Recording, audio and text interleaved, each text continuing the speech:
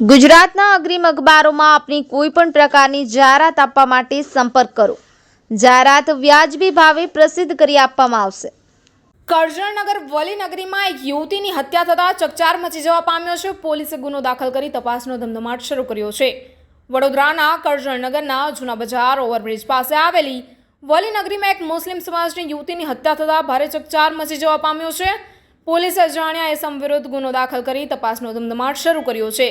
Police સૂત્રો પાસેથી મળતી માહિતી અનુસાર ગત રાત્રિના કરજણની વલીનગરીમાં રહેતા અફસાના બાનુને કોઈ અજાણ્યા ઇસમે મોઢાના ભાગે ઈજા પહોંચાડી તેણીના ડ્રેસના દુપટ્ટા વડે તેણીને ગળે ફાંસો આપી હત્યા કરી ફરાર થઈ ગયો હતો. ઘટનાની જાણ પોલીસને થતાં કરજણ પોલીસનો કાફલો ઘટના સ્થળે દોડી જઈ તપાસ હાથ ધરી હતી.